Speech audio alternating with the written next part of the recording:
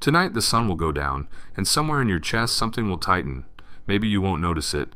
Maybe you'll just reach for a light switch a little faster than usual, or feel a flicker of relief when a lamp clicks on.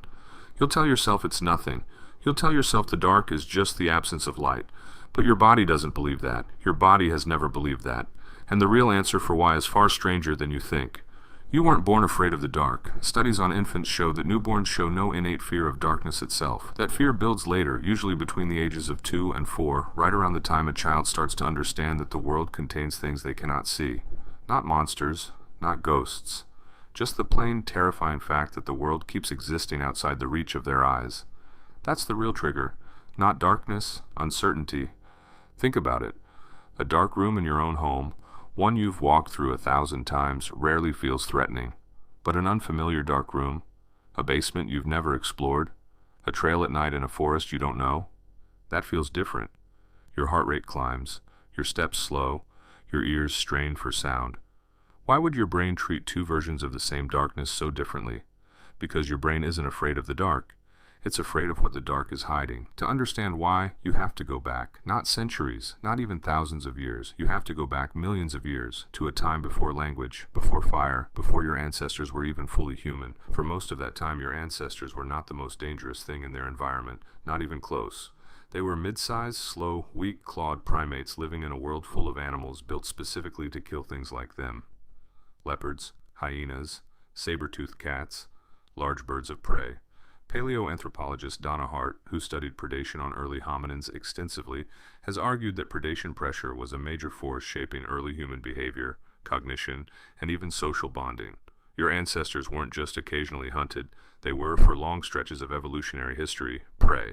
And prey animals that survive share one trait: they are exquisitely sensitive to uncertainty. A grazing animal that ignores a rustle in the grass gets eaten. A grazing animal that treats every rustle as a possible threat, even if it's usually just the wind, lives to reproduce. Over enough generations, caution wins. Paranoia in the right dose is a survival strategy passed down through the ones who live long enough to pass it down at all.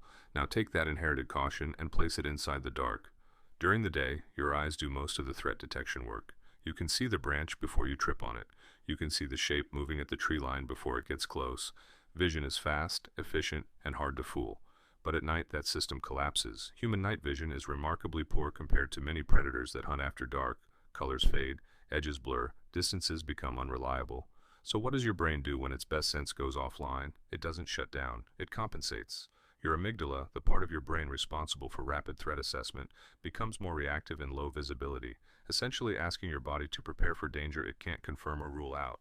This is sometimes described by researchers as the brain shifting into a heightened precautionary state when sensory information becomes unreliable.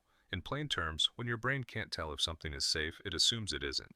Not because it's smart, because, evolutionarily, the ancestors who assumed the worst in the dark were the ones who didn't get eaten by something they couldn't see coming. This is why children whose brains are still learning which threats are real and which aren't, are especially prone to nighttime fear. It's not irrational, it's undercalibrated.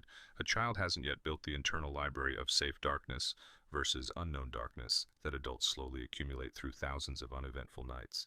But here's the twist. Adults never fully lose this either. You just get better at hiding it from yourself. Psychologist Kelly Bulkley and other sleep researchers have noted that nighttime anxiety and hypervigilance remain common well into adulthood, especially in unfamiliar environments, quiet houses, or moments of isolation. Ever notice how your mind gets louder at night? How worries that seem manageable at 2 p.m. feel unbearable at 2 a.m.? That's not a coincidence. That's the same ancient alarm system, still running in the background of your modern brain, still treating reduced visibility as reduced safety, still asking the same question your ancestors asked around a dying fire. What's out there that I can't see? And this is where the story gets stranger, because it's not really about darkness. Why would that matter? Because darkness doesn't just remove visual information, it removes control. During the day you can verify, you can check, you can walk over and look. At night, for most of human history, you couldn't. You could only imagine, or listen, or wait for morning. And an animal that spends its most vulnerable hours unable to verify anything around it needs something to fill that gap. Humans filled it with story, with myth, with meaning, with each other. That's not a coincidence either. It might be one of the oldest reasons humans gather at all. So when your ancestors sat closer together as the light faded, when they built fires not just for warmth, but for a wall of visibility against the unknown, they weren't being superstitious. They were making a precise calculation encoded over generations. Shared light means shared safety, and shared safety means survival. You've inherited that calculation whole. You just don't recognize it anymore because it no longer wears the shape of a predator in tall grass. It wears the shape of a phone screen glowing in a dark room, a television left on for background noise while you fall asleep, a porch light you leave on even though you know, logically, nothing is coming, a group chat you check one more time before bed, just to feel less alone in the dark hours. None of that is weakness. It's an 800,000-year-old habit wearing modern clothing. Even the layout of your own home reflects it. Think about where you put lamps. Think about why a nightlight in a child's room feels less like decoration and more like a small, necessary treaty with an old fear. Think about why hotel rooms with dim, unfamiliar lighting feel unsettling even when you know they're safe, while your own dark bedroom in your own home feels like nothing at all. The difference was never the light level, it was the familiarity. It was whether your brain had enough stored information to stop treating uncertainty as danger. Which brings you back to tonight. When the sun goes down and that small tightness rises in your chest, you can name it now. It isn't superstition, it isn't weakness, it's a signal, inherited from ancestors who spent most of human history as something else's meal, telling you that the world has just become harder to verify.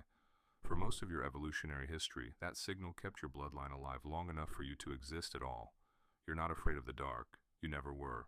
You're afraid of not knowing what's still out there. And tonight, when you flip that switch without a second thought, remember, it isn't just light flooding the room. It's an ancient argument finally being won.